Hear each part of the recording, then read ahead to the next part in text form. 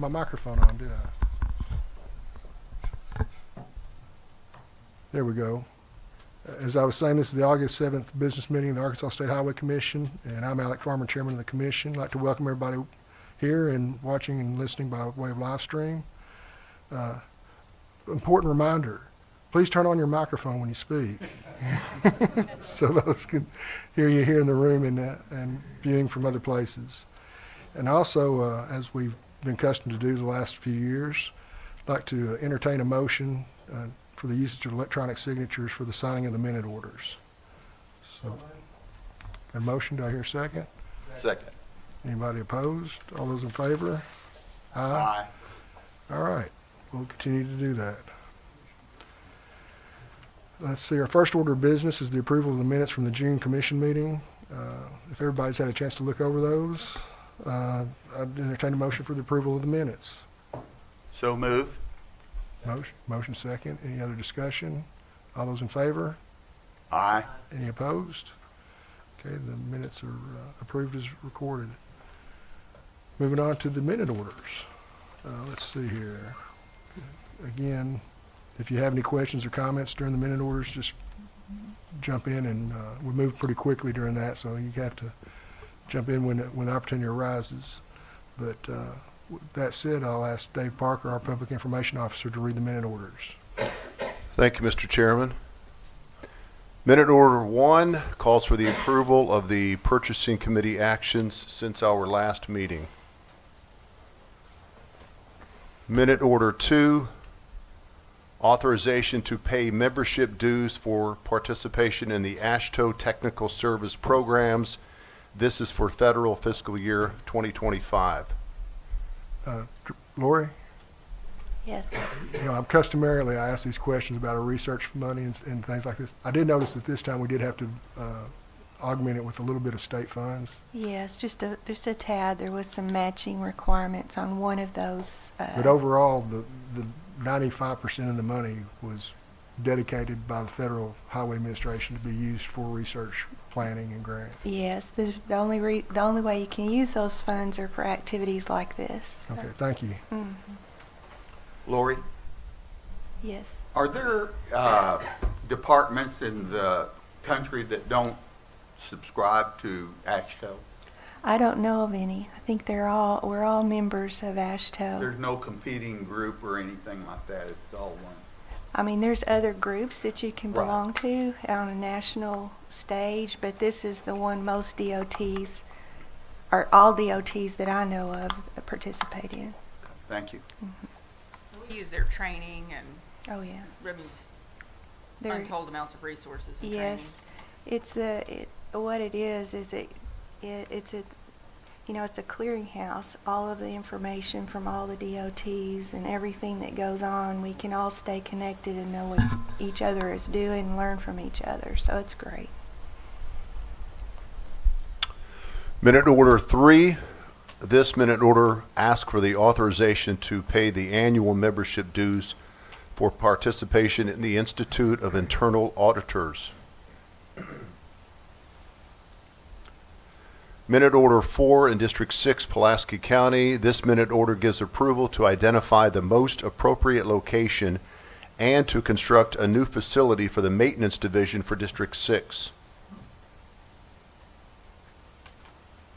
Minute order 5 in Crittenden County, RDOT District 1. This minute order asks for approval to change the property, which is contiguous or next to Interstate 40 and Interstate 55, from capital asset to right-of-way for job number 110651, which is titled Interstate 40, 55, and Highway 77 Interchange Improvements. Minute order 6, authorization to proceed with pavement treatment for safety improvement projects as the funds become available. Minute order 7, this minute order calls for approval of a partnering agreement with Conway, Faulkner, Johnson, Pope, Saline, and White counties, plus the city of Morrilton, to assume ownership of various state highways to offset the cost associated with the relocation of Highway 113. This project is connected to the Green Bay packaging operation, which is in Morrilton. Lori, would you mind I think this is a real important project to highlight. Yes. It really exemplifies the benefits of our partnering that we do with cities and counties. And can you tell everybody a little bit about this project? Yes. So there were some folks and Green Bay Packaging that came to us, and they needed to relocate this highway for their operations there at Green Bay Packaging. And we all came together, the city of Morrilton and all the counties that were listed. And our partnering program is not just cash contributions. There's also a way to partner with a department that includes taking over maintenance of certain state highways, and there's a money value attached to that. And so we were able to put together a partnering package that was able to accomplish this work. There's also some of the economic development funds that are included in this, which is that funding set aside for projects like this. And so the governor and the Economic Development Commission agreed to contribute some funding to this, which the commission then said, okay, we agree to it as well. So it was it's a very good example of how when we all come together, we can accomplish just about anything that needs to be accomplished when everybody steps up to the table and is willing to partner and provide what is needed to make it happen. I think,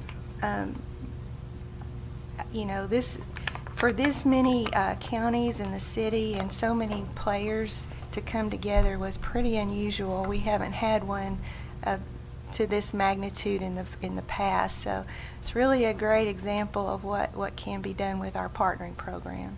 Thank you. Minute Order 8. This minute order is out of District 6. Pulaski calls for the designation of State Highway 440 from U.S. Highway 67 to Interstate 40 to be known as Interstate 440. And then, Lori, could you just explain a little bit about what's going on there? Well, there are rules associated with when and where you can assign an interstate designation to a route. And with the future I-57 and, Highway 67 was not an interstate, but in a future commission meeting, we're going to ask for permission to call that I-57. Once Interstate 440 connects on either side of an interstate, we're going to be able to name that Interstate 440. So there's no improvements to 440, it's just the fact that it's being connected on both ends by an interstate. That segment of road was built to interstate standards in anticipation of this day. We knew one day we would name it Interstate 440, but until we had all our I's dotted and T's crossed, we couldn't do it. But now we can. Okay. So it's an Thank exciting you. day. It Yeah. is exciting. Thank you. Minute Order 9 in Hempstead County. This minute order asks for the authorization to rename a section of Highway 29 through the city limits of Hope as the Staff Sergeant Carlo Montel Robinson Memorial Highway.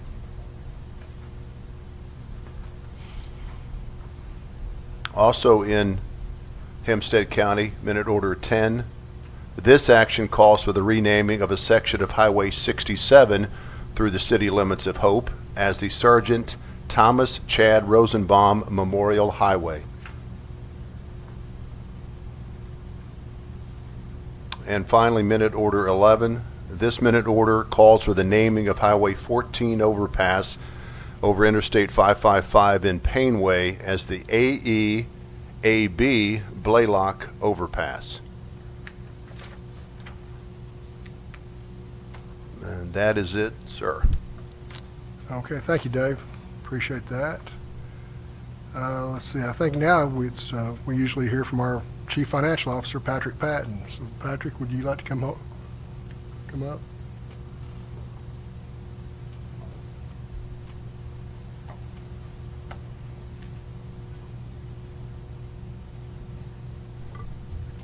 Thank you, sir.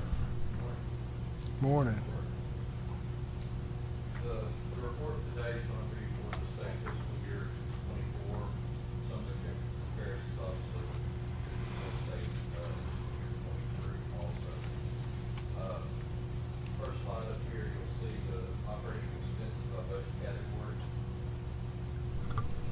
hit the pad, but not the button. Sorry about that.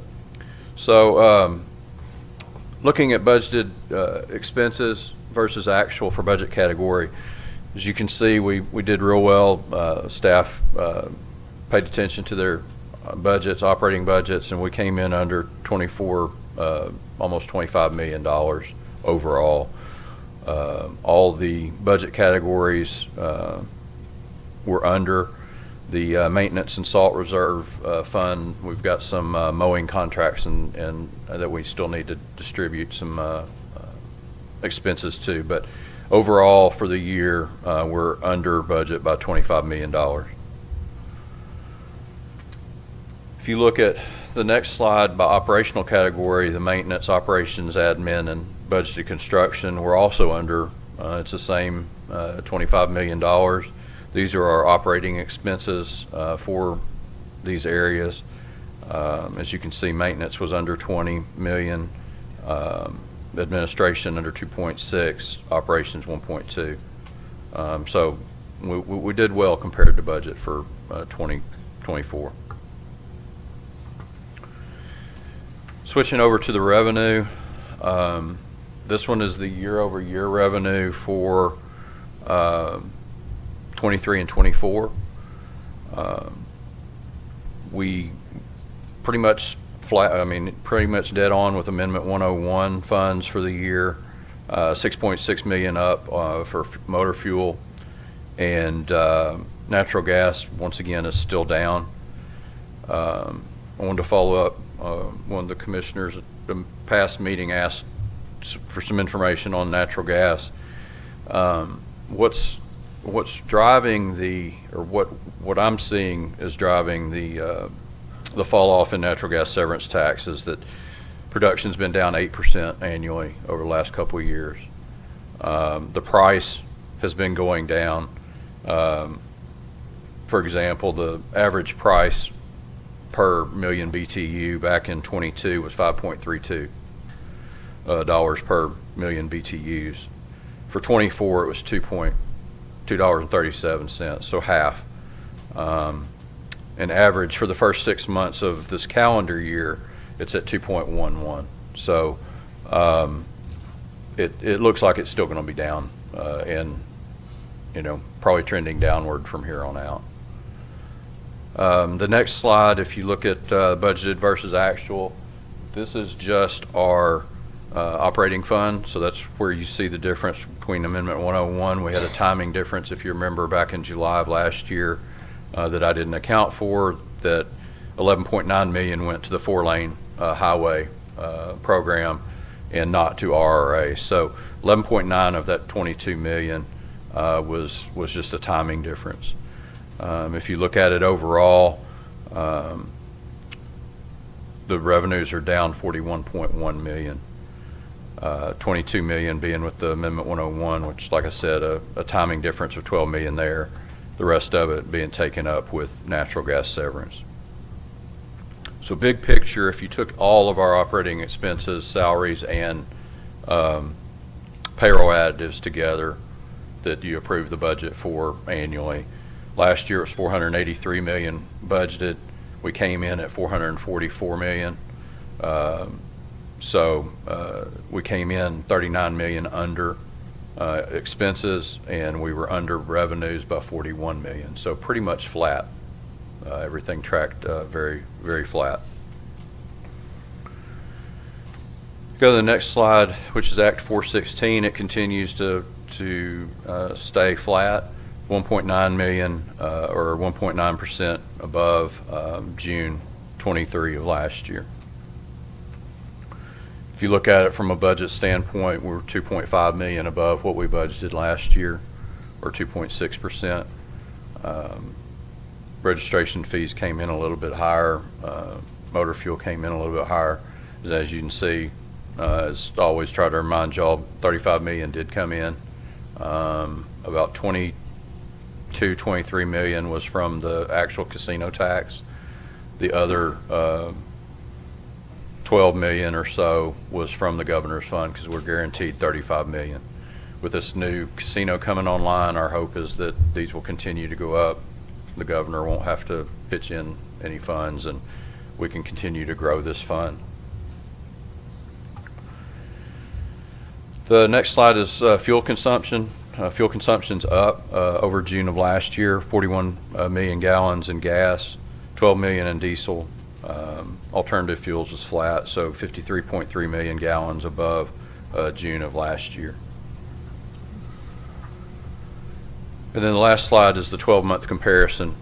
As you can see, all categories are above. Gas is 2.71% above the previous 12 months, and overall it's 2.37% over the last 12 months. Is there any questions? All right, thank you, Patrick. Hey, thank you. Okay. With that report, we'll go ahead and turn things over to the director, Lori Tudor. Okay, thank you. All right, next up, we have Kevin Thornton, our Assistant Chief, or our Chief of Administration. He'll give you a federal and state legislative update. Thank you, Director Tudor. Mr. Chairman, Commissioners, on September 30th, 2024, the current federal fiscal year will end. This means that it's time for Congress to begin to look to 2025. I am pleased to report to you that the House and Senate have both passed their version of the 2025 appropriations or spending bill for transportation out of their full committee. While neither bill has passed the entire House or Senate, the fact that these bills have made it out of committee is encouraging. There are differences between the bills that will have to be worked out, but there is also much in common between the bills. And as a reminder, the 2025 bill is the first for Congressman Steve Womack in his role as the U.S. House THUD Subcommittee Chairman. There's also a new grant program of $200 million for truck parking. We'll be looking into this to see how we can best take advantage of it, and probably be talking with you about that later. These bills also include projects that the House and Senate have selected to receive congressionally directed community project funding. Members of Arkansas's congressional delegation, including Senator Bozeman, Congressman Rick Crawford, Bruce Westerman, and Steve Womack, have requested additional funds for transportation projects in Arkansas. The funding for the projects they have requested are $30.5 million for Interstate 49 was requested by Senator Bozeman. $3 million for Interstate 49 was requested by Congressman Womack. This is a total of $33.5 million for Interstate 49 in 2025. $6.7 million for construction of future I-57 requested by Congressman Crawford. $6 million for construction of future I-69 is requested by Congressman Westerman. $12.5 million for the construction of U.S. Highway 71B or Townsend Avenue was requested by Congressman Womack. $7 million for Highway 82 corridor improvements requested by Congressman Westerman. $6 million for improvements to Highway 112 requested by Congressman Womack. $9 million for improvements to the Highway 412 corridor requested by Congressman Crawford. And last but certainly not least, $59 million for improvements to the Springdale Northern Bypass requested by Congressman Womack.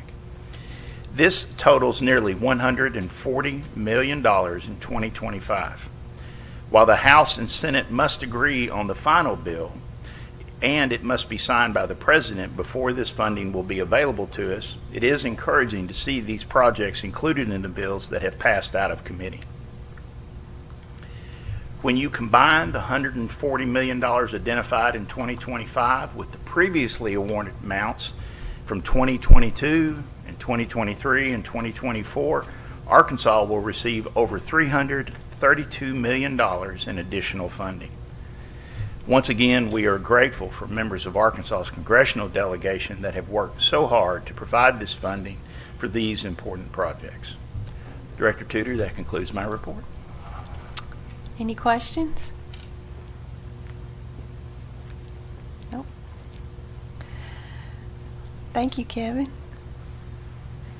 Next, I've asked Crystal Woods if she'll come up and give you an update on our efficiency review recommendation implementation.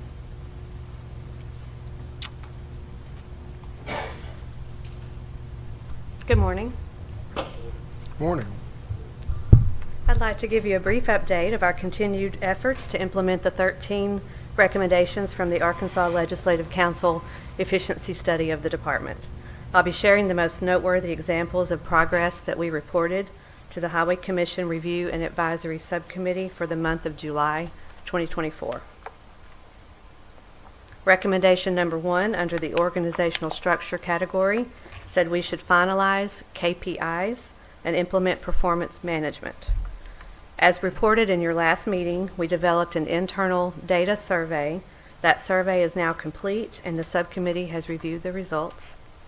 At this time, no additional KPIs have been identified. Therefore, KPI documentation is considered complete. Recommendation number 5 said we should implement efficiencies in procurement and purchasing. As we've discussed in the past, we split this recommendation into 2 areas: the procurement of construction projects and the procurement of equipment and materials. So in the month of July, we made progress on the procurement of construction projects after we implemented our Project Alternative Delivery Selection tool for the 2025-2028 statewide Transportation Improvement Program, otherwise known as the STIP. Recommendation number 10 said we should implement midterm IT initiatives that can optimize business operations. Some time ago, RDOT completed an inventory of our existing applications and databases. Using these data survey results that I mentioned under recommendation number 1, we've now established a scoring system for our inventory based on relevancy, risk, and cost of ownership. Next, we will create an overall assessment for all of our applications and databases to evaluate the security and configuration of each one. And recommendation number 12 and 13 said we should ensure that our staff can develop in their careers at the department and improve their capabilities to align with our current and future organizational needs. I'm happy to report that these 2 recommendations are now considered complete with the director's approval to launch the full leadership development program. This program will allow employees who consider themselves future leaders to apply for entry into our formal program, and those accepted each year will participate in more focused leadership development activities. As you know, there are 13 recommendations, and within those 13, there are 90 rules that were proposed by RDOT and accepted by HCRAS. After the submittal of the July report, 4 of the 13 recommendations have now been fully implemented, and 64 of the 90 rules are now considered complete. That's a 71% completion rate and a 5% increase since your last meeting. Are there any questions? Couple. When do we expect overall completion of this? Is there an estimated time frame? Some of the recommendations are pretty long-term programs that could take several years to complete. I don't know that there's a firm date, an estimated completion date. And then the second question I had, most of these are over 50% complete. There's only 2 of them that are not over 50%, it looks like. Is there a particular reason that those are lagging?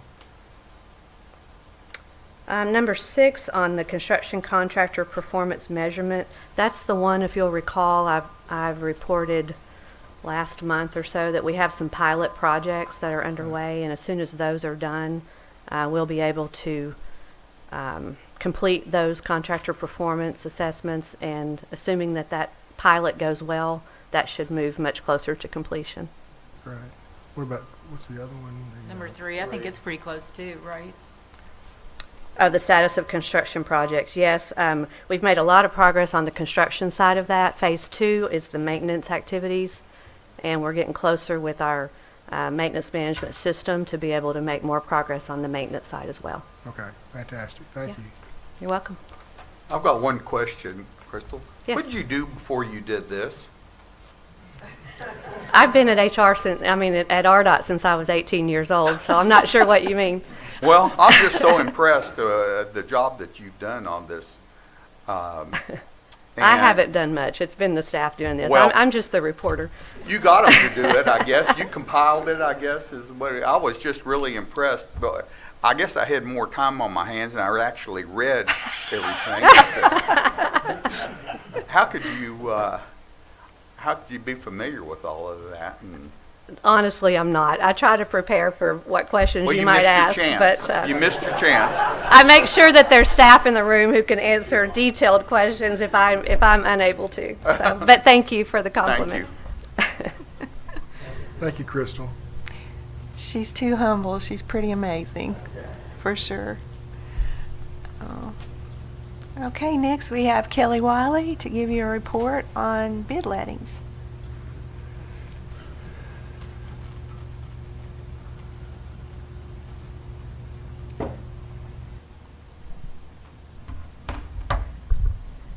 Thank you, Director Tudor. Good morning, Mr. Chairman and Commissioners. Since your last meeting, we've had 2 successful bid lettings in both June and July. As we have wrapped up the 2024 Pavement Preservation Program, these 2 lettings have primarily consisted of bridge replacement and intersection improvement projects. As mentioned during your last meeting, the May letting signified the effective close to the Department's 2024 Pavement Preservation Program from a letting standpoint. Over the last 6 lettings, the Department has awarded 79 projects, totaling $392 million, that will provide improvements to almost 700 miles of state highways. In the June letting, we awarded 11 projects for $34.7 million. These projects include 6 highway and 5 county projects. There were 22 bids submitted from 17 different contractors. In the July letting, we awarded 8 projects for $23.6 million. All projects were state, and there were no county or city projects this letting. There were 24 bids submitted from 21 different contractors. The first project I would like to discuss was awarded in the July letting and is a project that will construct a new welcome center on Interstate 49 in Benton County. As this is not one of our typical highway improvement projects, I would like to thank Brad Spradlin with the Associated General Contractors of Arkansas for helping spread the word on this project. And just for reference, we went from having no bids submitted in our June letting to having 5 submitted in this July letting. Work on this project should be completed spring of 2026.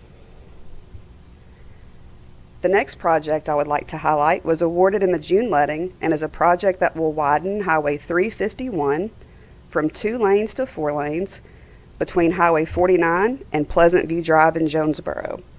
Improvements will also be made to the intersection of Highway 351 and Highway 49.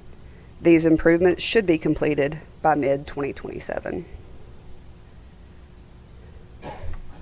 Moving south into Faulkner County brings us to our next project from the June letting, which will construct a roundabout at the intersection of Highway 64 and Hogan Lane in Conway. This project is part of the department's intersection improvement program, where local entities can apply for up to $1 million in federal funding, with the department and that local entity splitting the non-federal matching funds. For projects that are estimated at higher than the federal funds available, the local entity is responsible for providing what is needed to fully fund this project. Yes, sir. Conway has seemed to have really embraced the roundabouts. How is then, just statewide, as we've implemented these, how's the response been, and have we seen efficiencies that we expected to see? That may be a question for another meeting, I don't know. Right. But Safety improvement with the roundabouts that we can show. We have data to support, and overall, especially in areas that have embraced that kind of design, they love it. They can't get enough of it. So, but then you also hear the other side. Some people just don't want a roundabout. They don't So like turning there's right to mixed go left. reviews. I was just curious. Thank you. You're welcome. million for our September 18th letting. This concludes my report, Director Tudor. Thank you, Kelly. Any questions? Thank you. I just have to brag on the staff a little bit. Every time I hear this report of the projects that have gone through all of the project development and get to the point of letting the contract, it's such an accomplishment. And later in this presentation to you all, Jared's going to talk about project development, and he'll give you a little insight of how exciting it is to see when projects do make it to the point where we can take bids and get them out there and under construction. Look forward to it. Okay, next I've got Rex. He's going to give us an update on maintenance activities.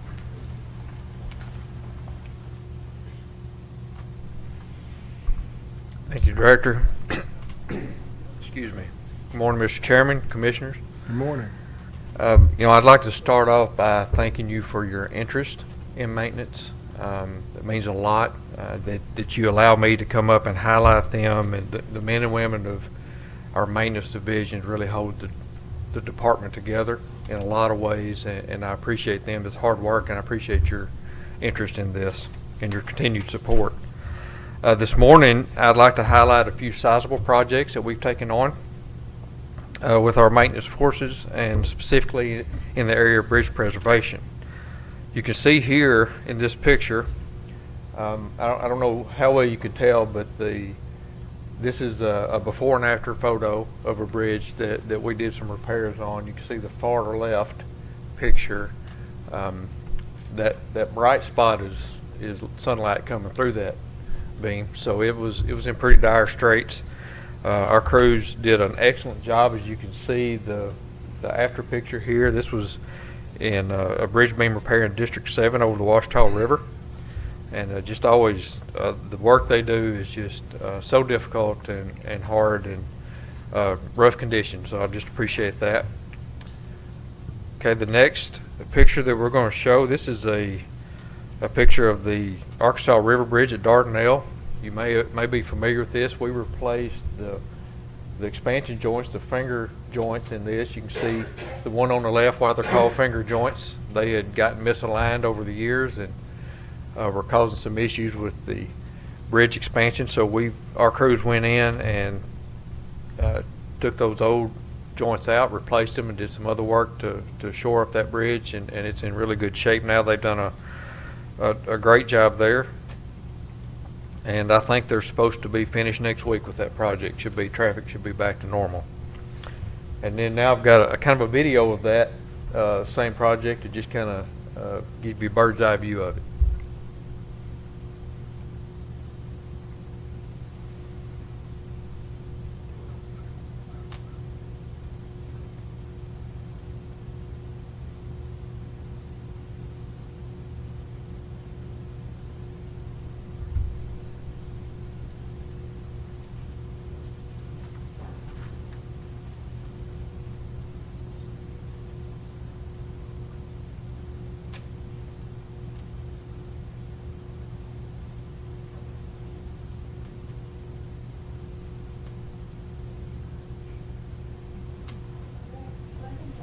Taken by one of our bridge engineers using the drone. Yes, ma'am. Yeah, that was a drone video that one in our heavy bridge maintenance office put together for you Those guys. drones are used for inspecting under the Yeah. bridge now as Yes, well? sir. They're to help get to areas that we can't get to easily. Real time, yeah. And to just make sure we're seeing everything. Yes, sir. Okay. Our bridge operation crews have continued to partner with the districts to quickly replace some bridges or decks that have gotten in poor condition.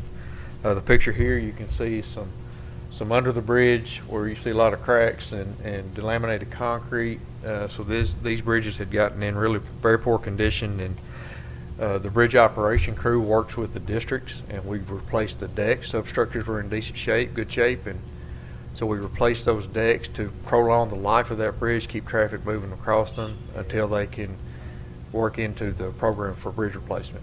So they've done a good job. We've replaced this year 4 structures doing this same thing.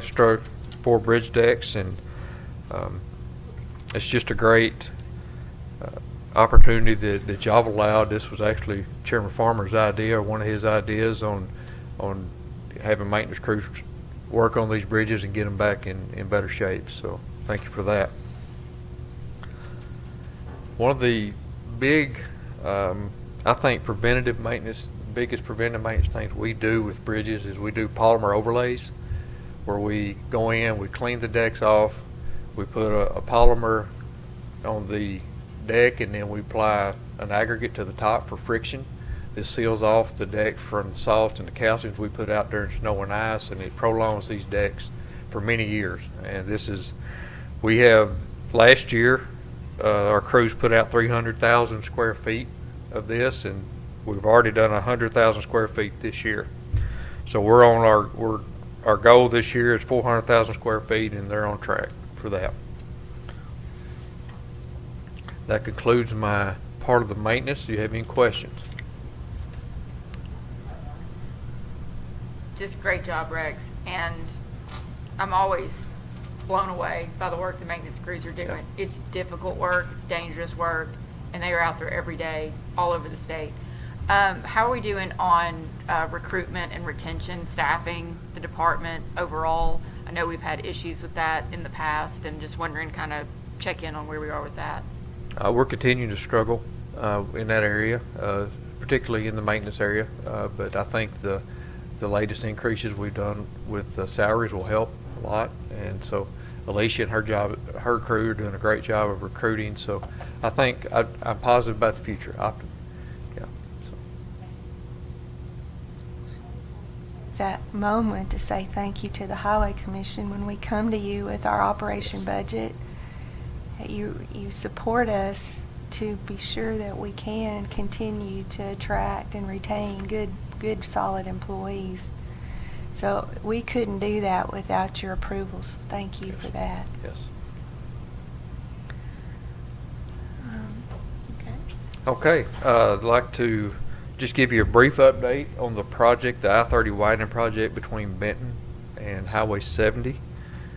As I have reported in the last few meetings, in the last few commission meetings, the contractor is performing well, is on track to complete this year.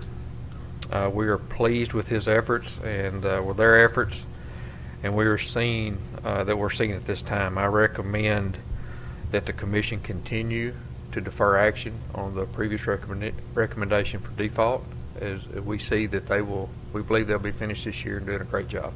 Do I hear any opposition to that? Hearing none, we'll continue to defer the default process until our meeting in October 2nd. Okay, that concludes my report. Thank you, Rex. Thank you. So now on to recent department activities. On July, pardon me, on July 9th and 10th, we held our 2024 engineering intern orientation. Every year, we bring in civil engineering interns that are working all over the state and in the central office, and we gather them up for a couple of days to kind of have a workshop, if you will, learn more about the department, the different branches, the different engineering opportunities here. This year, they toured the materials lab. They heard from all 3 of our chiefs. They heard from different division heads on what those divisions do. This year we had 58 engineering interns in attendance, and 16 schools were represented. And to me, the internship program that we have here is our best recruitment tool that we could possibly have. Because if we get a college student come work for us several summers in a row, our opportunity to offer them a job and them accept it increases exponentially, in my opinion. And we have gotten, I believe all of y'all were in the engineering intern program, and I have a little treat for you. This was one. This was our engineering intern class that gathered together in a summer in early 1990. I'm not sure. They didn't give me the exact date, but I'm gonna point out that little photo. Can y'all recognize that smiling face? That's our own Rex Vines. There's Cannon, Calicott. Yeah. That's Stacy Burge, our District 9 engineer. Cannon is our District 1 engineer. And then that's Kevin White. He's our right-of-way division head. So started out as a lowly little engineering intern, and now look at where you've come. Come a long way, baby.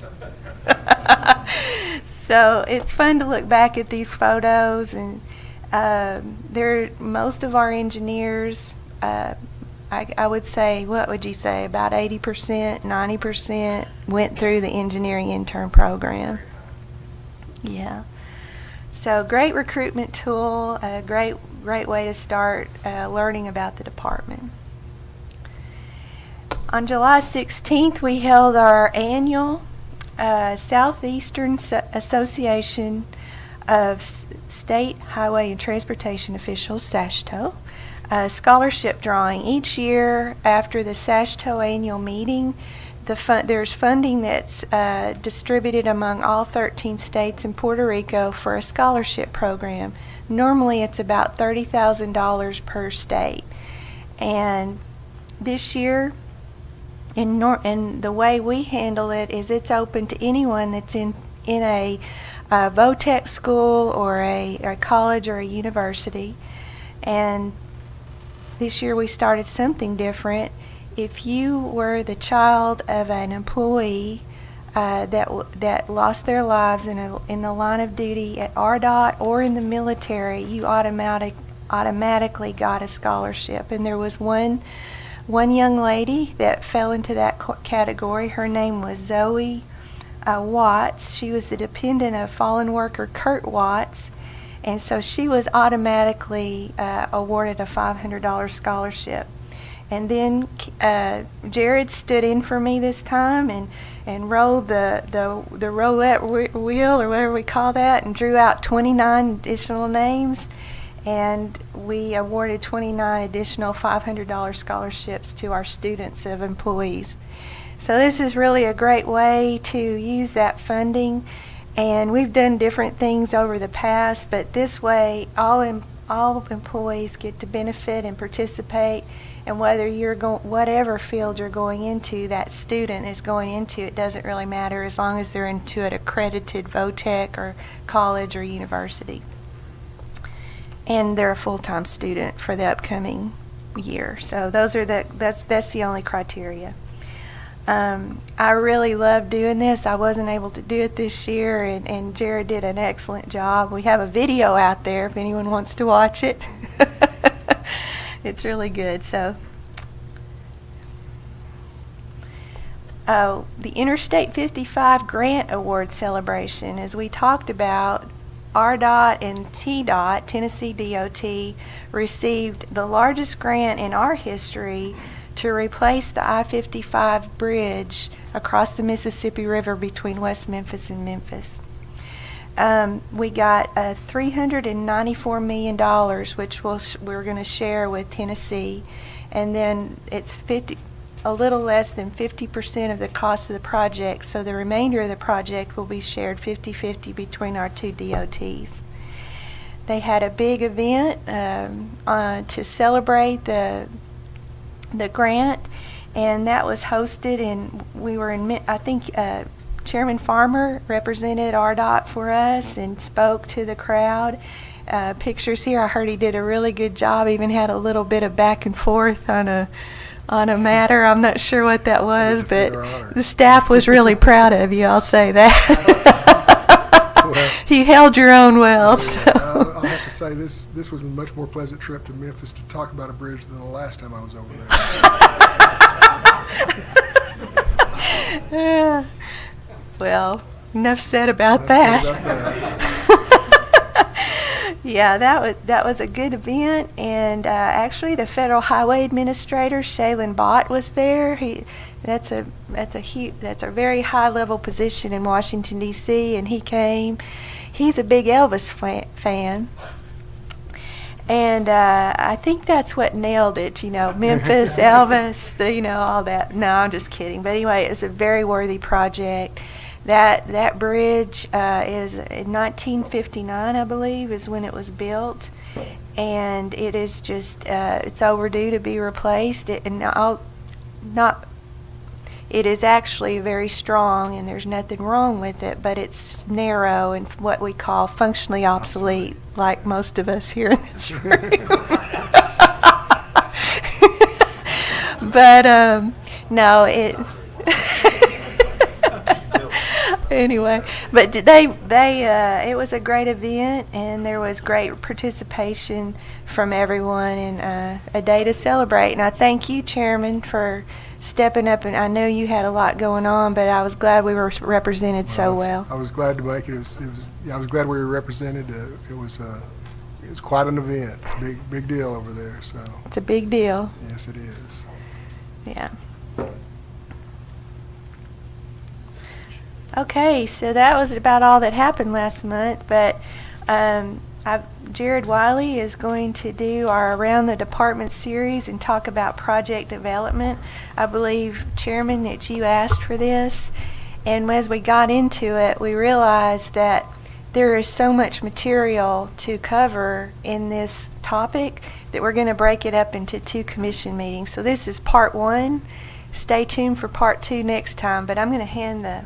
And so many people just have no idea what all goes into developing a project from its inception to completion. And I think it's helpful to remind everybody every once in a while what exactly is involved. Thank you, Director. As Lori said, I'll be presenting this in 2 parts due to the complexity and just the numerous milestones that have to be completed before we get a project ready to construct. But when you see crews out there working on the road and equipment, that's a culmination of multiple years of hard work by our staff every time you see it. So today I'll focus on different, Right. a whole different, in a different category of how to get those ready. These are from our more complex capital congestion relief projects, anything that requires more than just overlays and things like that. Yes, thank you, Director. The graphic on this slide will highlight those essential milestones that we have to achieve before we take bids on a project, and we'll talk about all these in parts 1 and part 2 of my presentation. I want to say thank you to all of our pre-construction division heads who are here with us today, and ask them to stand up and be recognized for us. So these are the leaders.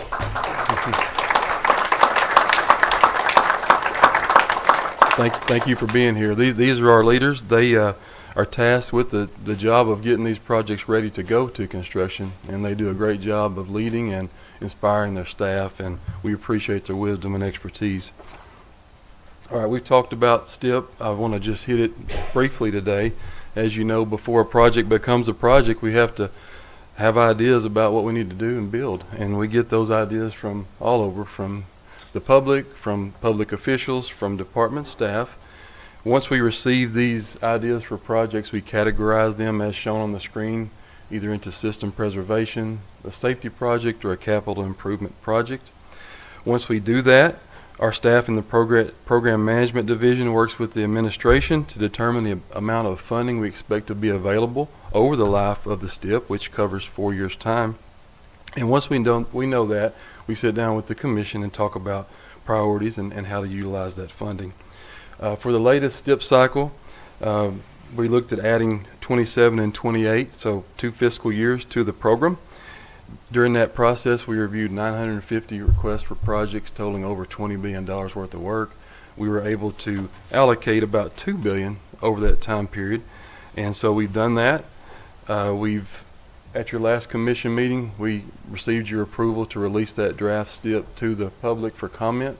We did that. We received 18 comments, I'm told, and so we're working through those comments. We should receive approval from the MPOs later this month for their tips that roll into the STIP. And we'll be back in October to show you guys the final STIP, the changes that were made or suggested by the public, and to get your approval to adopt the STIP and send it to the Federal Highway Administration for final approval. Just to note, this upcoming STIP adds 235 projects to cover that $2 billion. So once that STIP is approved, our project development process really begins in earnest when those folks you saw in the back start their work. They begin to collaborate to ensure that everybody's on the same page as we start down the project development pipeline. Of course, if we're not on the same page, we have to do rework, and we don't want to go back and start over if we don't have to. So that collaboration on the front end is extremely important. I'm going to explain these graphics here. This graphic on the top is something our staff sees and knows and loves. We see it every day. It's the way we track our projects in the department as they progress through our machine here. On the bottom, I just brought that slider bar in so we can track each milestone today as we complete it and just see how far we've come.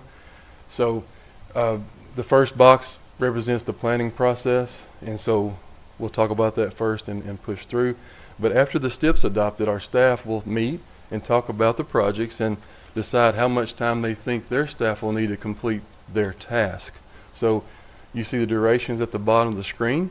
We think that we need that many months for each of those phases: planning, design surveys, roadway, the environmental process, the right-of-way acquisition and relocation process, and the utility relocation process. So these numbers, these durations represent your typical, I would say, medium-sized project that comes in from the STIP. If you got any questions along the way, please stop me. I'm going to try to cover a lot of technical information without getting too deep into it. Jared? Yes, sir. So if I understand this graph, from the time you start planning until the utilities have been moved, before you actually start construction, correct? Yes, sir. That's what this Yes, sir. represents. That could be as much as, what does that all add together? That's about 4.5 years right 4 there. years. Yes, sir. So, Yep. yeah. And I would like to say that at the very beginning, everybody's just giving it their best guess. But as the project progresses, that always changes. Yeah. Yes. Could change to be less or more. Mostly more. Okay.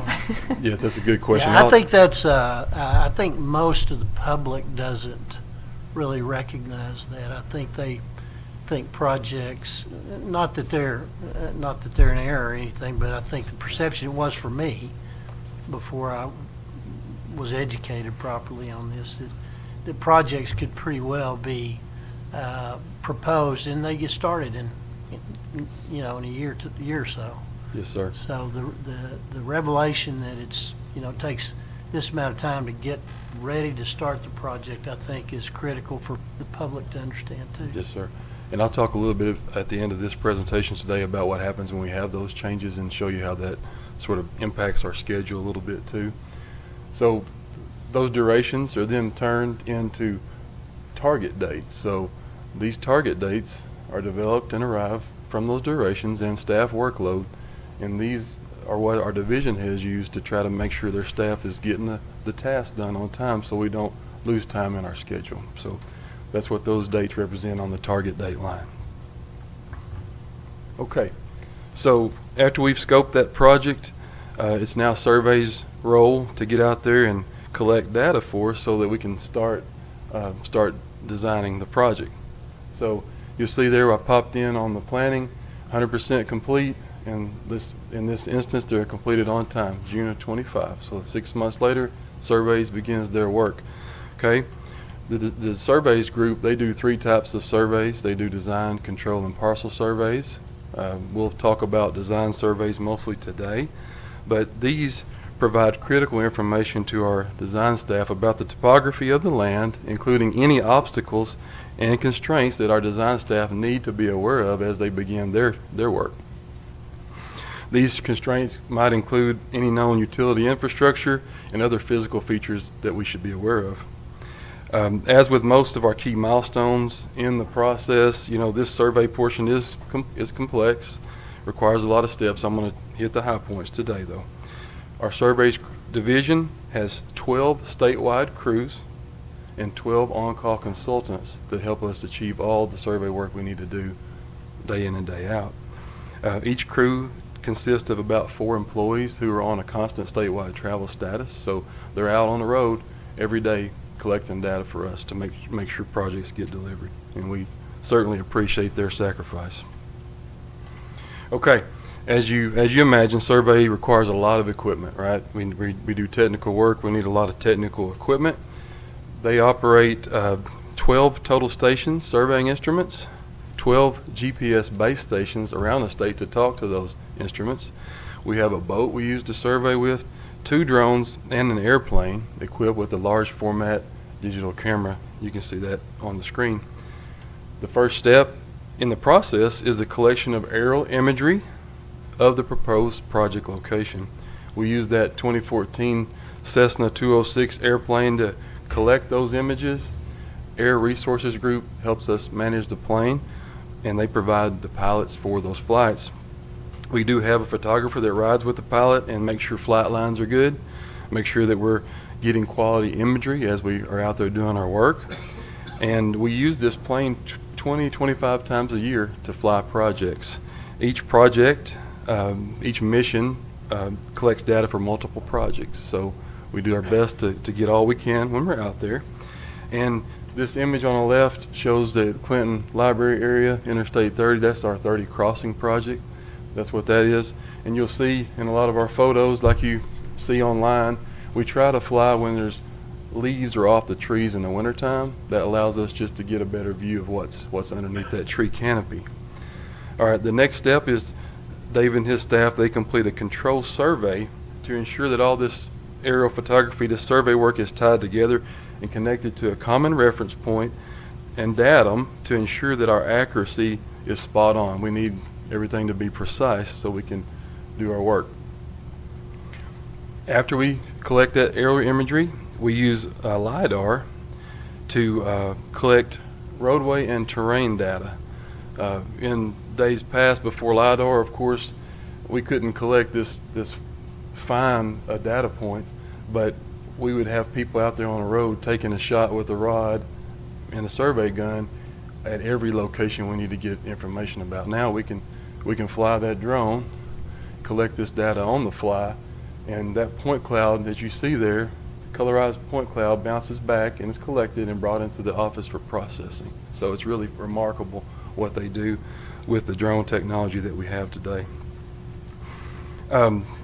Just for fun, here's a drone shot, LiDAR of our complex here in Little Rock. That is collected from that LiDAR drone. That's right. Each data point it bounces off of the surface, bounces back to the drone, and it measures the elevation relative to the earth, and that's how we create this 3D image. Pretty fascinating.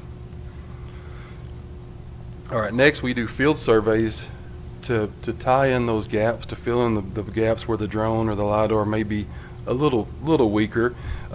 We tie drainage, other features that may be obscured, and make sure that we've got those delineated, and then we combine all that information into computer-aided drafting files, software that combines topographic mapping and these terrain models, and we ship that over to our designers now to start their work.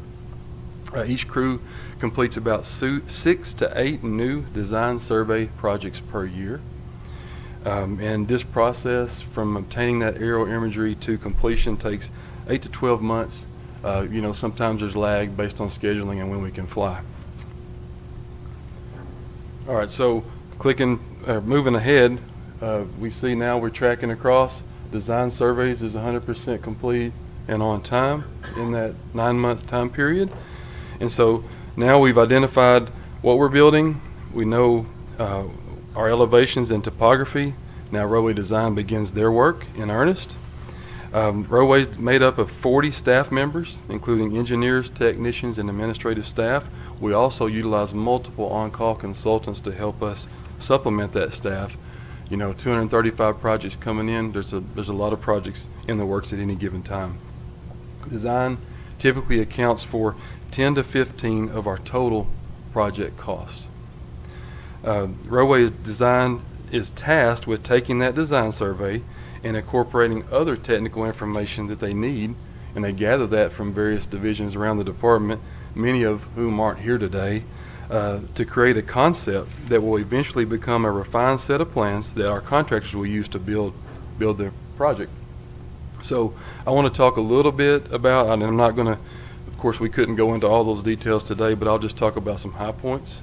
Roadway's working on these phases as they progress, but first, our roadway design and consultant teams begin with preliminary engineering, which includes things like traffic analysis from the planning division to determine what types of vehicles are expected to use the facility and how many there will be out there. This information is used to determine the number of lanes, the width of the lanes, the shoulder widths, all those physical features of the highway. Soil surveys are conducted by our materials division to determine the suitability of those materials in the region, in the area, for road building. We coordinate with stakeholders to talk about that project, and we develop design concepts during this phase.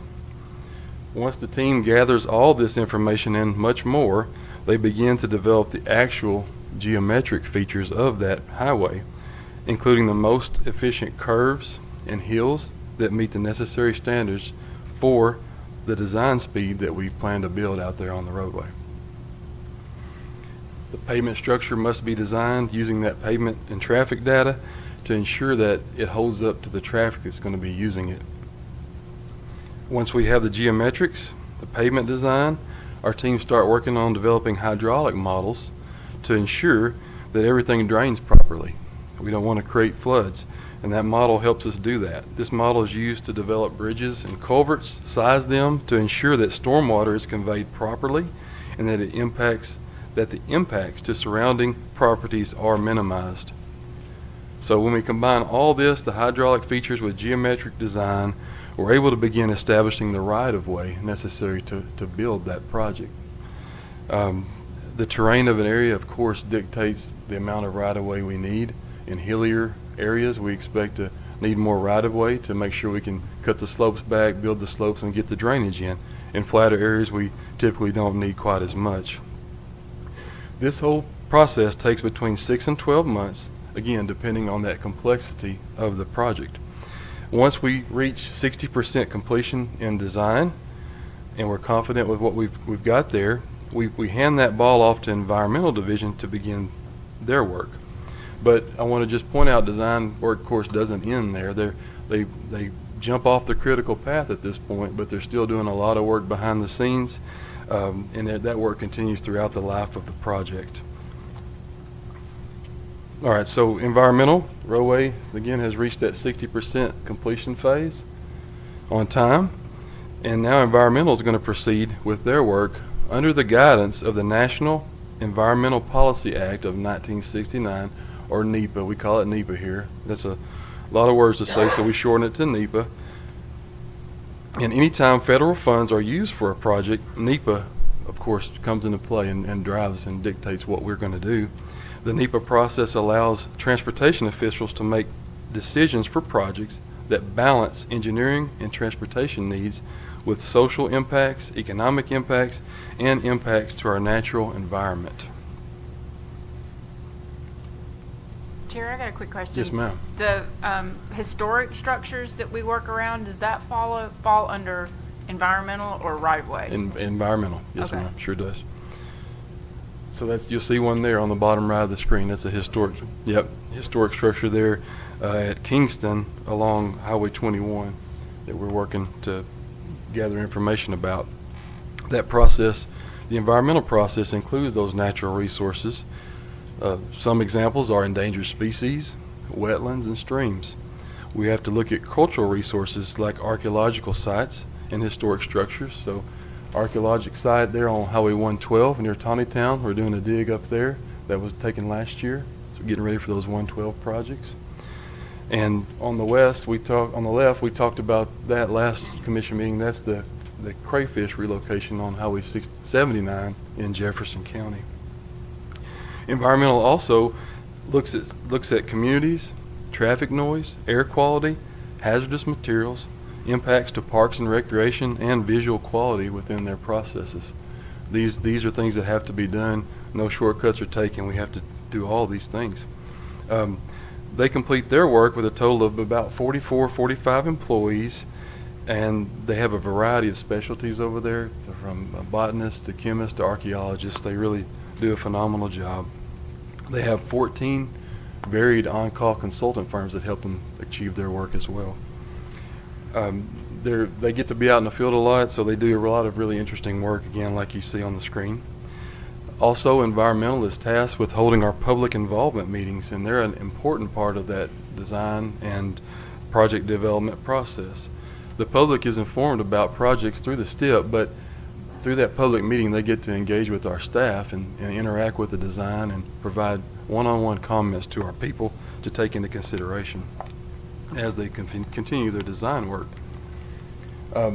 Just like RDOT projects come in a variety of sizes, so do NEPA documents that must be completed for these projects. So on your screen, you'll see 3 different types. So NEPA documents are broken into 3 different types. Top left is a categorical exclusion. Most of our projects fall into that realm. Those are used when we have minimal impacts to the built environment, and they take up to 6 months to complete. Environmental assessments are needed when the potential for impacts is determined, and we work through those impacts until we reach a finding of no significant impact from the Federal Highway Administration. That authorizes us to move forward with the project. When we receive that, that usually takes about a year. However, on the bottom, that's one document there. That's the Interstate 57 Environmental Impact Statement.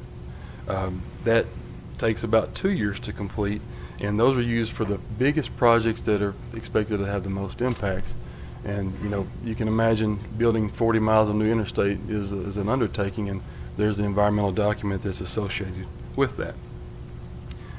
All right, when we complete the NEPA work, the environmental approval, that allows us to transition into the right-of-way acquisition phase. So our next step, once the environmental is approved, is to go into right-of-way acquisition. However, again, same with roadway and other divisions, their work doesn't end there. Once we move, they have to still work on obtaining our necessary permits, making sure we're being good stewards of their environment and resources, and they have to ensure that we're doing any necessary mitigation and following through with that after the project's built. If we impact streams, we have to set like habitat aside to protect those streams in the future. So environmental is tasked with that work. All right, this is my last slide, and I just want to talk quickly about what happened. So up until now, we've followed this project and we've stayed on track. But oftentimes, as Director mentioned, schedules get changed based on additional information that we learn throughout the process. New development that may occur adjacent to a proposed improvement, new utilities, changes at the request of the public or from landowners, they can all impact schedules. So I'm going to show how a schedule may be impacted if we got through the environmental process to right-of-way and then had to back up and rethink a few things. So in these cases, these dates no longer hold, and we have to go back to roadway to have them tweak the plans a little bit. And in this example, they're going to need 6 months to do that work, and the environmental is going to need 3 months to go back and finish their process after that work's done, and it ends up pushing our utility date, which is typically the date we try to let a project take bids on it, out that 9 months. This can happen, and it happens on a lot of projects. One good example is on Highway 112 in northwest Arkansas. We several large projects there, widening a 2-lane road, and the constraints are there. We've designed them, but we've had requests for changes to pedestrian infrastructure, including additional tunnels, crossing wider pathways. That requires us to go back and rethink a few things, adding roundabouts at later stages of design, new subdivisions. That's a growing area. Subdivisions are popping in that have been built maybe after we took that design survey, so we have to go back and make some tweaks to make sure we're not impacting those new homes. So again, those are just a few examples of how projects can change. If in this example we only went back to roadway, if we have to change significantly enough, sometimes we have to ask Dave and his crew to go back out and resurvey and grab a few more surveying files for us. So in that case, of course, that timeline is compounded. So I'll stop there, Director, and take any questions that you have.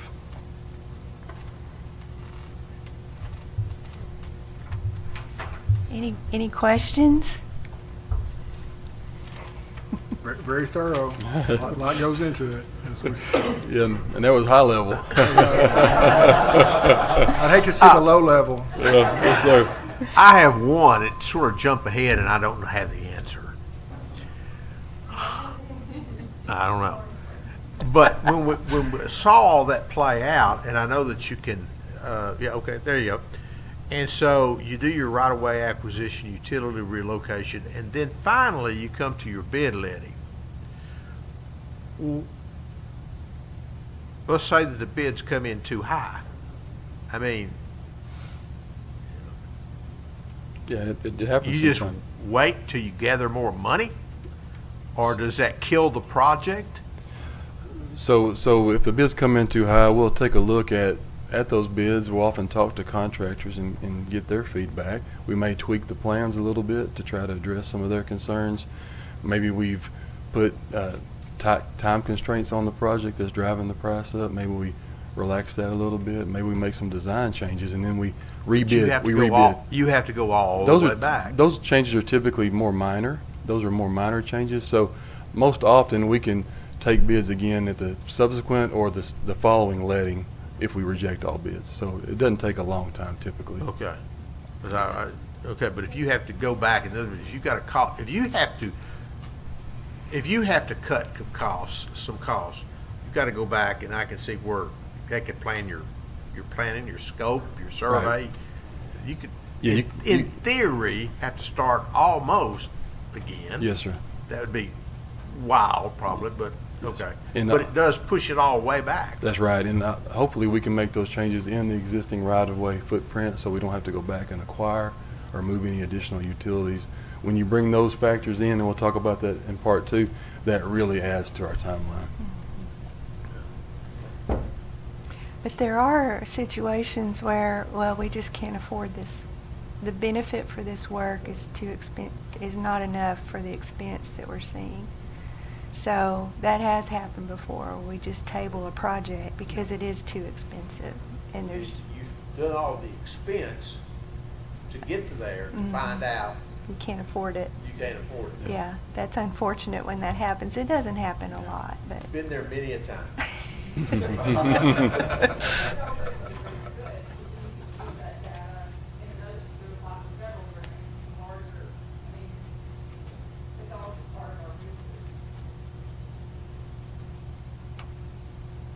Thank you. Thank you. thank you. Thank you, Jared.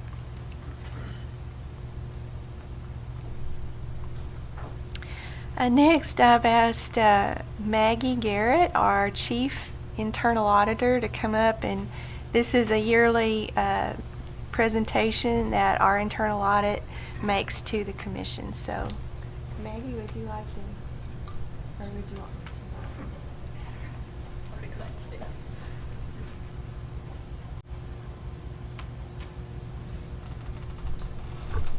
Thank you, Director, Mr. Chairman, and Commissioners. I appreciate the opportunity to talk to you today.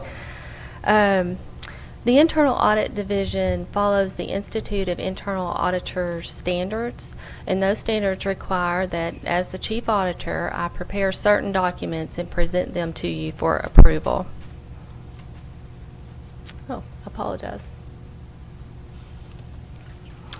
There are two documents which I'll be seeking your approval on today. One is the Internal Audit Charter, and the other is the Internal Audit Division's 2025 Annual Audit Plan. So we'll talk about the charter first. I used language from an Institute of Internal Audit Standards and Guidance tool called the Guide to Customizing the Model Internal Audit Charter for Public Sector Use. This model charter is intended to be customized to fit the needs of any entity. The charter is a formal document that sets forth the mandate by the Commission to the Internal Audit Division that establishes our organizational independence, requires conformance with the standards, and defines our scope of work and types of services. So regarding organizational independence, I report functionally to the Commission and administratively to the Director.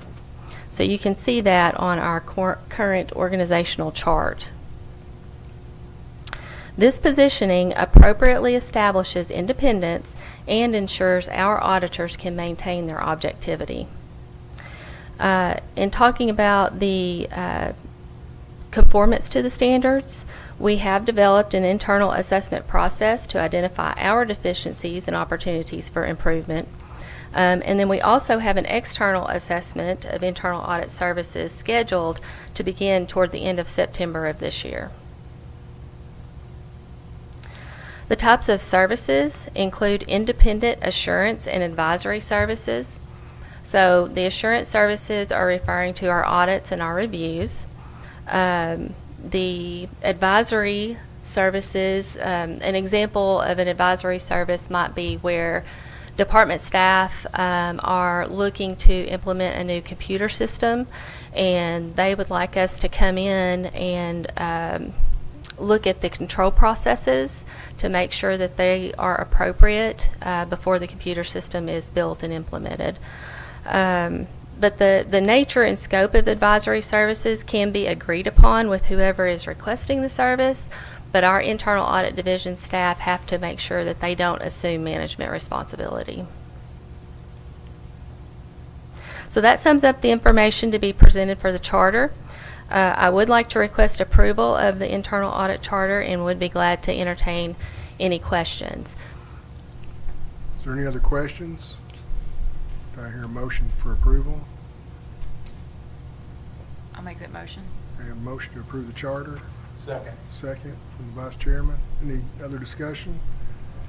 All those in favor signify by saying aye. Aye. Any opposed? Okay.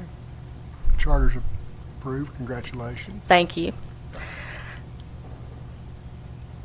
So next, we'll talk about the 2025 annual audit plan. And before I begin with that, I would like to thank department staff, including Director Tudor and Department Administration, for providing input and feedback to help us with our internal audit planning. I'd also like to thank my staff who assisted in compiling the annual audit plan. So to complete the plan, we performed an analysis of the results of a survey sent in March of 2024. We interviewed management. We reviewed previous audit reports, commission meeting minutes, control self-assessments, the department's strategic plan, financial statements, and other information. And in the presentation today, I will provide and talk about the points which are necessary, but the discussion will be at a very high level. You can find more detail about our planned audit work within the document that you received in the commission packet. So the audit plan was developed to fulfill the purpose and the mission of the internal audit division.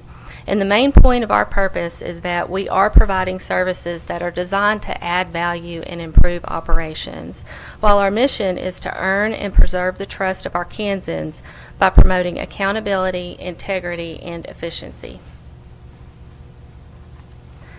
The Institute of Internal Auditor Standards were used to develop the audit plan. The standards include guidance on selecting projects using a risk-based approach. So that includes our selected audits, and I will go over a list of those on the next slide in just a moment. Advisory engagements, so that includes our work that we do with the control self-assessment.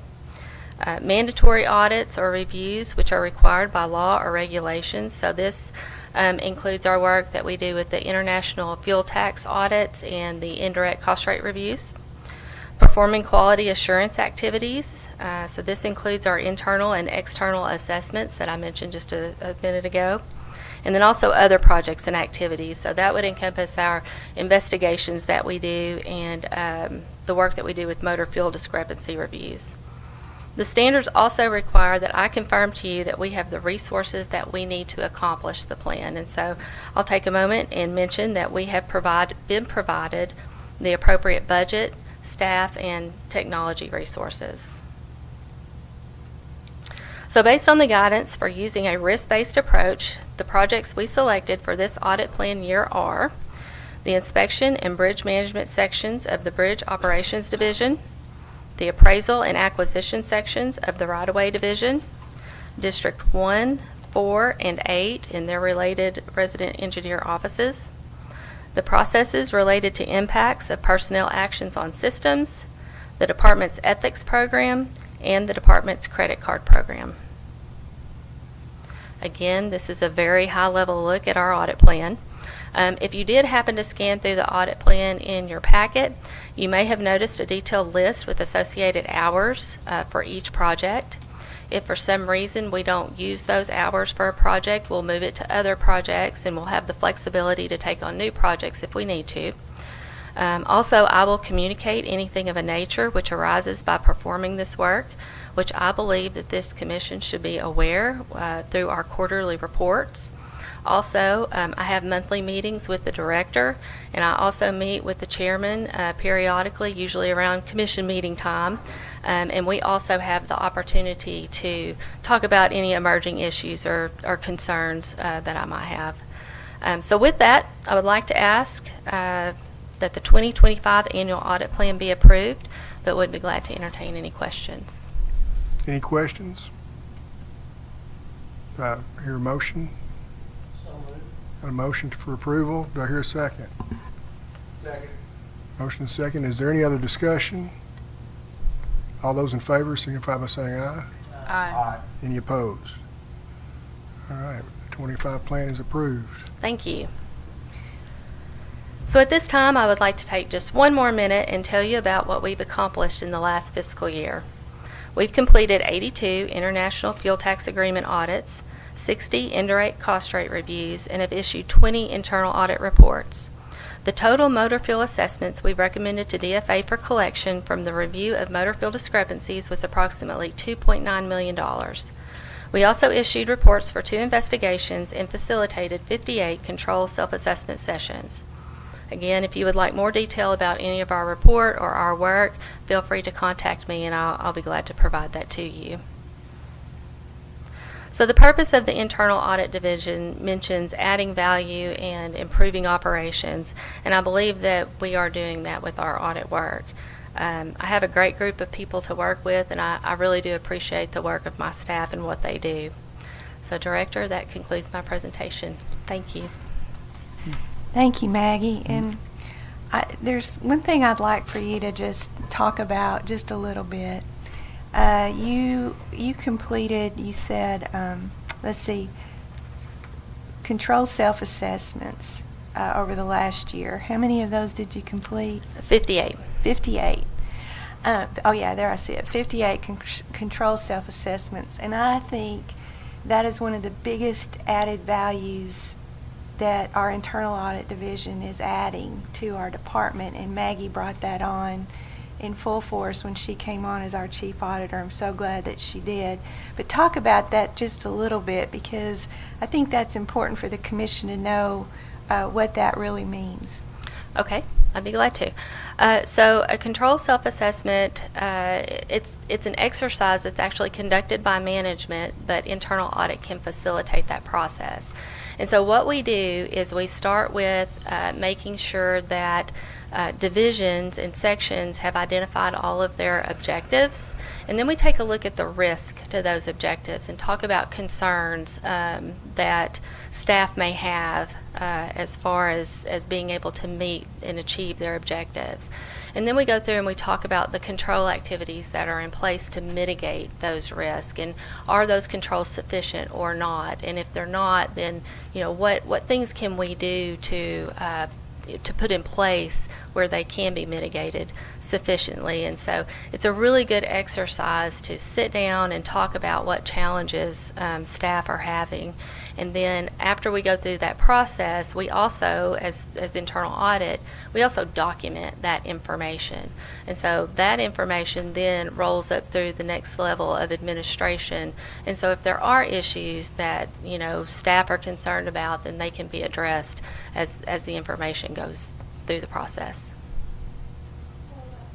To me, having that ability for staff to come in and sit down and talk about what they're concerned about, what they worry about, and having that opportunity for us all to understand there might be something going on we need to address.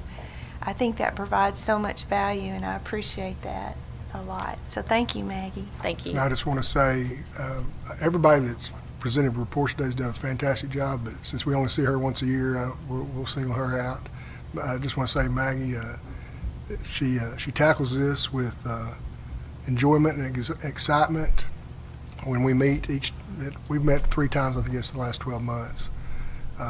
Normally when you say audit, people's eyes glaze over, and she has done a fantastic job. I would put our internal audit division up against anybody in state government.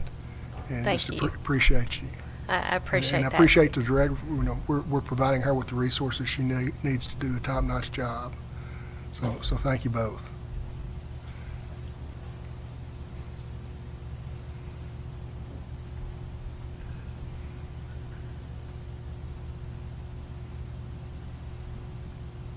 And if you do get a chance, just don't have anything to do, time on your hands, go through that audit plan. It's pretty phenomenal. She's got it. I mean, it's very detailed and very well done, very professional.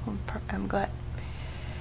And that gives us a lot of comfort and assurance that we're continuing to go in the right direction here at RDOT.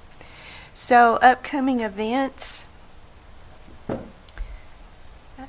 Quite a bit coming up. We had a pretty slow July, but we're getting geared back up, so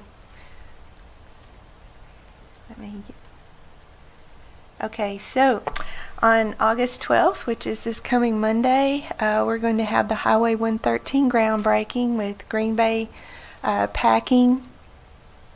Did I say that right? Green Bay Packing, that's right. And we're going to do that. Commissioner Holder and I will be there at that event. Of course, you're all invited to come. August 14th, Arkansas Concrete Pavement Conference. I'm going to present to that group. August 14th, we have a meeting with Congressman Womack's staff, Vice Chairman Taldo, Commissioner Gibson, and myself and the staff are going to just sit down with them for a lunch and just talk about issues and just connect. It's going to be a great meeting. August 16th through the 21st is the SASHTO annual meeting in Rogers, Arkansas. Everyone should be familiar with that by now. We talk about it quite a bit. We're excited. We're ready to go, right? Everybody ready?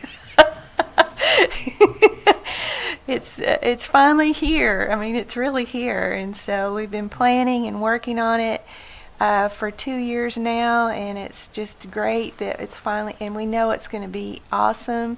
And I will say it many more times, but I thank you to our industry partners and stakeholders who have stepped up and sponsored events and helped us put on a really nice conference as we invite all these different states into Arkansas.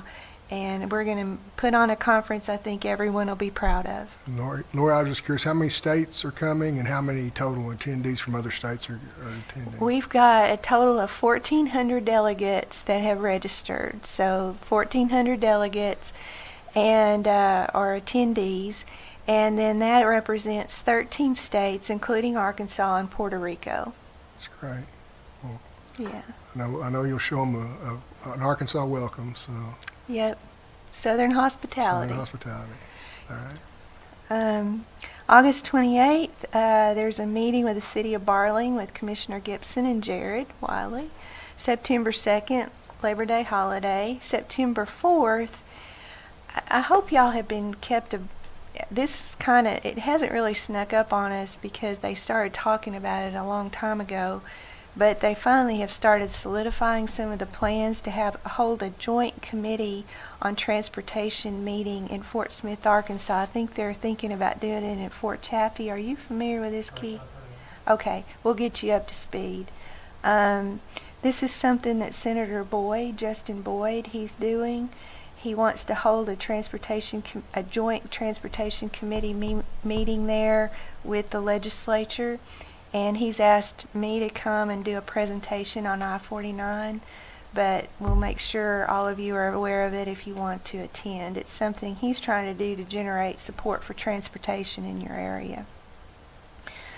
September 10th, I have a PE board meeting. September 11th through 12th, the Good Roads Foundation Policy Event. This will be our 3rd annual event, and it's going to be fabulous in Mountain Home, Arkansas. I can't wait to go. It's over 2 days, and it'll just be wonderful to meet there and talk about the issues for that part of the state. September 13th, County Judges Association meeting, and you're presenting at that, Chairman? Yes, I've been asked, Jonesboro's hosting it, so Okay. Where is that? Jonesboro, they're having a County Judges Association meeting there, so all the counties will be represented or have the opportunity to be represented there. Yeah. I've attended that event when it was held in Saline County one year, and it's a great event. You get to meet with all the county judges, all 75 of them, so it's great. Looking forward to it. We have an Asher's Board meeting on September 16th. September 18th is our virtual commission meeting that we'll be holding to go over the appropriations budget. If you'll remember, we have an operations budget which you recently approved. This is the appropriations budget that we submit to the legislature for approval, and it has to do with our salary ranges, and mostly it has to do with our salary ranges. So this year we'll be presenting that to you over that virtual commission meeting. And the reason we're doing it virtually on that date is because of the timing of everything. The staff couldn't get it ready. The October commission meeting was too late. This meeting, it was too early. The staff could not get it all pulled together and ready for this commission meeting. So we're doing that virtual commission meeting just for that one, for that appropriations budget we need your approval for. We'll send it to you in advance, about 2 weeks in advance, for you to go over and ask questions before the meeting. September 19th, Jared and I are going to go to Omaha, Nebraska to meet with administration at for UP, Union Pacific Railroad. This is an attempt to try to open lines of communication and become more collaborative in project development. We always seem to have challenges when it comes to railroad involvement on our projects. We have several projects right now that are just stuck waiting for certain things from the railroad. And we feel like this will be a great exercise in talking directly with their upper management about what we need and what can we do for them to make it easier for them, you know, hopefully just open those lines of communication. And then finally, we'll be back together on October 2nd for our commission meeting in Jonesboro, Arkansas. I'm looking forward to that. We hopefully have a good meeting. You know, this one we're used to being in this room with everything, but we know we're going to be ready to go. That Parker, y'all have already been up there to do a dry run, or you're about to go, right? We made one site survey and took 2 locations into consideration. I think we have nailed down where we're going to be. We're going to go back up late August and do a second run to make sure everything works. Make sure all the technology works. And I was just going to add that, you know, we've talked to Lori about it, talked to the other commissioners about the need for us to be out around the state at times, and that we haven't had a highway commission meeting, an official meeting outside of Little Rock in my 9.5 years on here. And maybe once every 2 years it'd be a good idea to go out around the state. And just since I'm the chairman this year, I got to choose Jonesboro. So, but looking forward to seeing how this is received around the state, and hope this will be something we continue to do long after I'm gone. Thank you.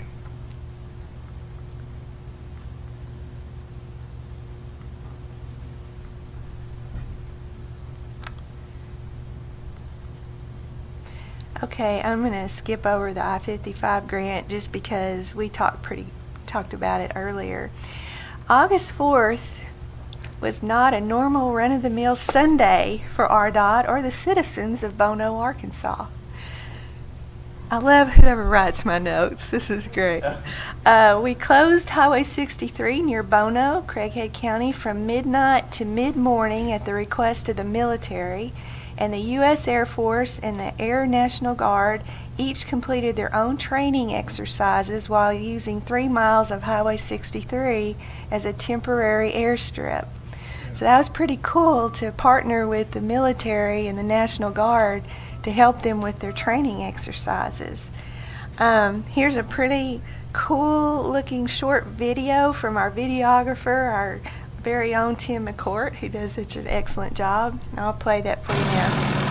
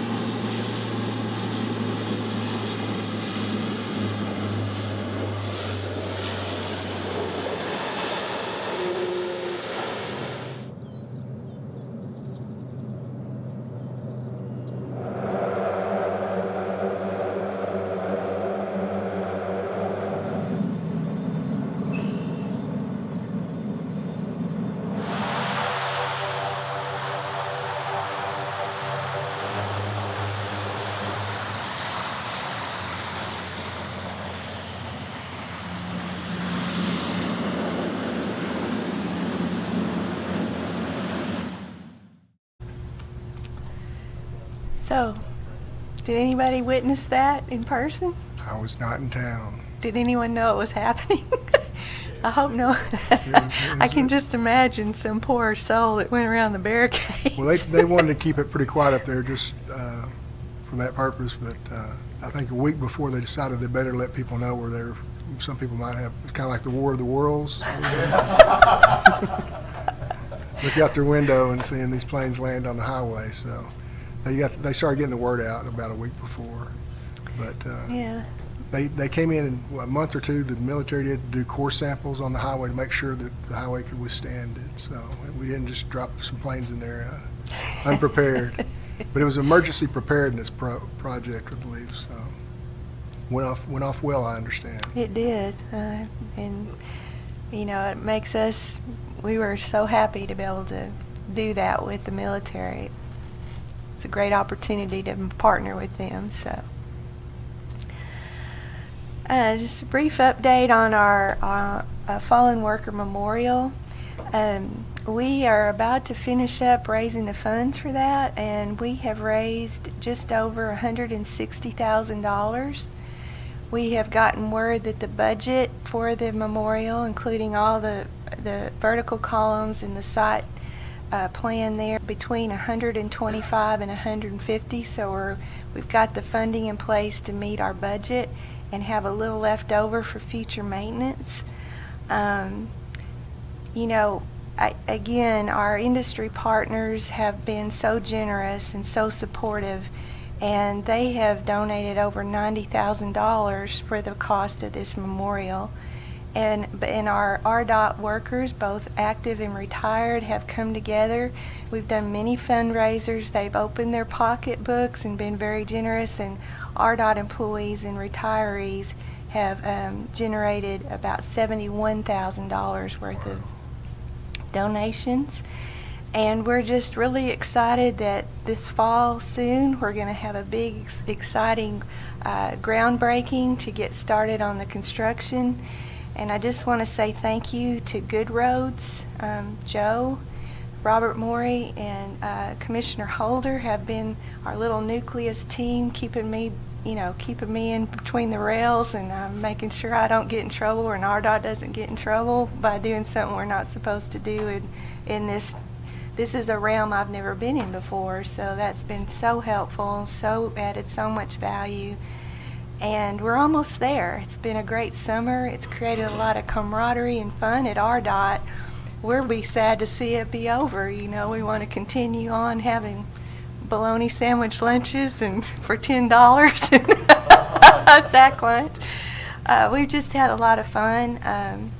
We have done a silent auction, sold raffles, sold challenge coins, sold tumblers, done lunches, done breakfast, and we did it no state time. If you had to be during state time, you took annual leave. I just want to make sure we didn't use any state resources to do it, but it's been a great experience, and we're looking forward to it, and then hopefully cutting a ribbon on the memorial I hope by the end of the year, but we'll see. I'm not sure what it'll take, how long it'll take to construct it. So with that, that concludes my report to the commission. Chairman, I'll hand it back to you. Okay, is there any discussion or any comments from the commission before we adjourn? I got one. I just want to echo what Lori said about Good Roads' participation in the Fallen Workers Memorial and also their work on SASHTO.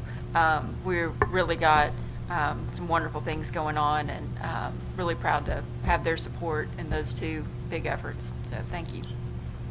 Same here. Appreciate everything you guys have done. Thank you. All right, if there's no other comments, I entertain a motion to adjourn. So moved. Second? All those in favor? All right, we're adjourned.